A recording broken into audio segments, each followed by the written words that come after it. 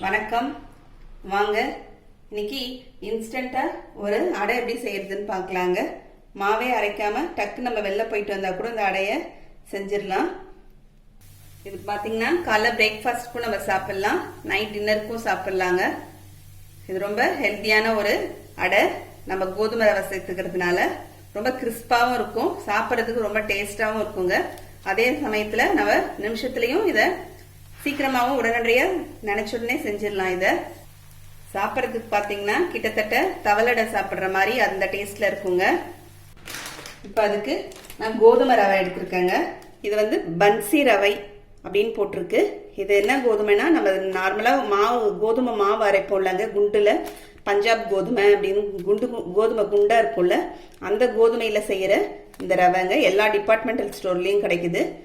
உங்களுக்கு இந்த ரவை கிடைக்கலனா நீங்க நார்மல் கோதுமை ரவையில சம்பா கோதுமை ரவை நம்ம எல்லா இடத்துலயும் கிடைக்கிற அந்த கோதுமைகளை கூட நம்ம இந்த அடையை இதே மாதிரியே செய்யலாம். விலை பார்த்தீங்கன்னா அதோட இது ஒரு 10 ரூபா விலை கம்மியா தாங்க வருது. இப்ப இதுல இருந்து நம்ம ஒரு கப் அளவுக்கு ரவை எடுத்துக்கலாம். இப்ப ஒரு பவுல்ல சேர்த்துக்கிறேங்க. ஒரு கப் ரவைக்கு ஒரு கப் தண்ணி சரியா இருக்கும். அந்த தண்ணி ஒரு கப் தண்ணி ஊற்றி நம்ம ஊற வச்சிடலாம். ஒரு 15 நிமிஷம் ஊற வச்சிடலாங்க. ஊறினதுக்கு அப்புறம் பார்க்கலாம் அடை எப்படி சுடுறதுன்னு. 15 நிமிஷமா ரவை ஊறிடுச்சுங்க. பாருங்க நல்லா ஊறிடுச்சு ரவை. இப்ப வெங்காயம், பெரிய வெங்காயம் ஒரு வெங்காயம் பொடிசா கட் பண்ணி வச்சிருக்கேங்க. இதை சேர்த்துடலாம்.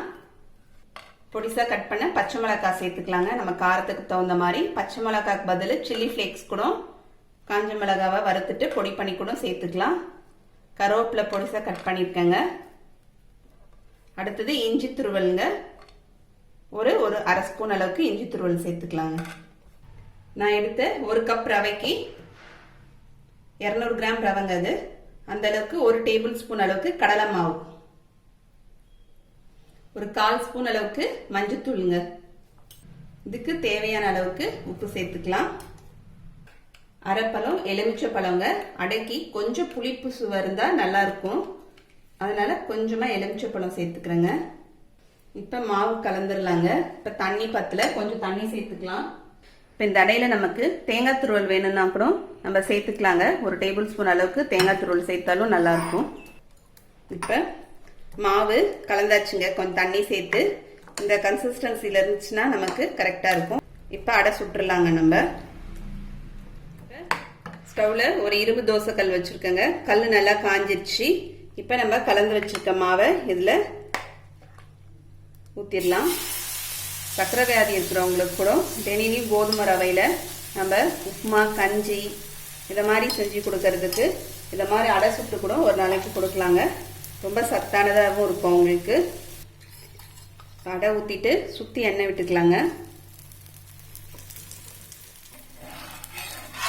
திருப்பி போட்டுக்கிறேங்க. தொட்டுக்கிறதுக்கு பார்த்தீங்கன்னா நம்ம இட்லி பொடி வச்சு தொட்டு சாப்பிட்றதுக்கும் சூப்பரா இருக்கும். அதே மாதிரி நம்ம தேங்காய் சட்னி, தக்காளி சட்னியோட சாப்பிட்றதுக்கும் ரொம்ப நல்லா இருக்குங்க. ஏற்கனவே நம்ம சேனல்ல இட்லி பொடி எப்படி அரைக்கிறதுன்னு போட்டிருக்கோங்க.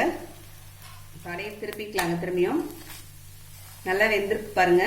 நல்லா கிறிஸ்பா இருக்கும், மொரமொரன்னு இருக்குங்க சாப்பிட்றதுக்கு. 2 பக்கமும் அடை நல்லா வெந்துருச்சுங்க. நம்ம எடுத்துடலாம். இன்ஸ்டன்ட் கோதுமை ரவை அடை ரெடி ஆயிடுச்சுங்க.